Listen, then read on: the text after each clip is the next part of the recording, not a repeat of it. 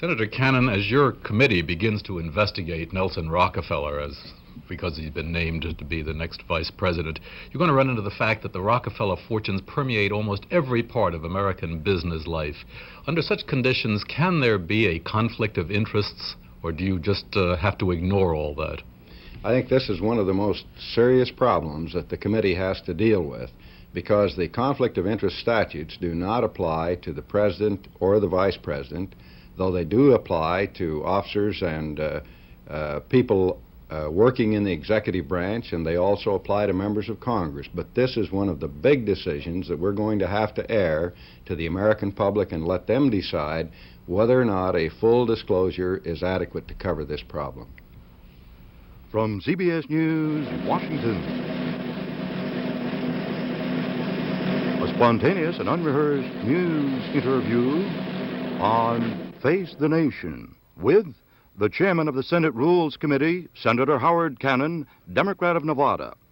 Senator Cannon will be questioned by CBS News correspondent Connie Chung, Carl Lubsdorf, chief of the Senate staff of the Associated Press, and CBS News correspondent George Herman. Face the Nation is produced by CBS News, which is solely responsible for the selection of today's guest and panel. Concerning Nelson Rockefeller's financial situation, there is a problem, as you said, with conflict of interest. And as I understand it, though, you have said that the committee, the Rules Committee, would not require Nelson Rockefeller to divest or put his funds in a blind trust. Don't you think, though, that it might be incumbent upon a public servant to do something other than just make public his holdings? Well, first I said that we might not make that requirement, that he put his assets in a blind trust, and I say that for this reason. The Rockefeller holdings are so immense and so broadly based in the country today, I don't see how putting shares of stock in a blind trust could relieve the individual from knowing that he had those interests. Certainly you wouldn't expect the trustees to sell all of those tremendous holdings, the assets in them, and I just don't think that the establishment of a blind trust could really insulate the person himself from that type of situation. Senator, before you get into the details, let me just clear up one question on the process, which I think you've left hanging. You've talked about airing this to the American people, and you've talked about letting them decide, and you've talked about mail coming into you. Are you leaving the impression that you personally will be guided by your mail and the reaction of the American people rather than by what you think is right and wrong? No, I certainly don't want to leave that impression, because I was elected by the people to use my best judgment in their behalf, and I would expect to do that. But I'm sure that the people themselves will express very forcefully to us as members of the committee and to the other members of Congress whether they think the procedures that we are outlining are adequate in this instance. Senator, you're familiar with the specifics of the Rockefeller holdings more than we are, because you've examined a lot of material already. Have you found in what you've examined some serious specific problems posed by, for example, the Rockefeller holdings in 4 large oil companies, ExxonMobil, SoCal, and Amoco, or like the family holds substantial share of 2 airlines, Northwest and Eastern, which the government regulates, the government sets routes?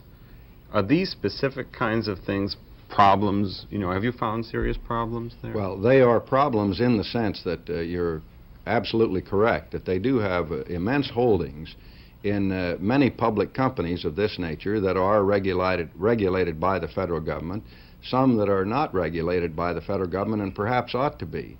We also will find and do find that many of the companies in which they hold very large interests are under antitrust proceedings by the federal government or under antitrust investigations. So it does raise a most serious question in our minds, but how do you actually handle that? The Constitution doesn't say that a candidate for president or vice president must divest himself of all holdings that might possibly constitute a conflict of interest. Senator Cannon, in light of that, though, and following Watergate, this period of time, do you think that Rockefeller should do something? I mean, is there nothing that he can do than make public his holdings? Well, he has made the offer to us, to me personally, to do anything that the committee suggests. Now, we're going to consider whether it might be wise for him to establish a blind trust and put a lot of these holdings in the trust. Now, but even then, we profits have done still that rise, don't they? we did that in the case of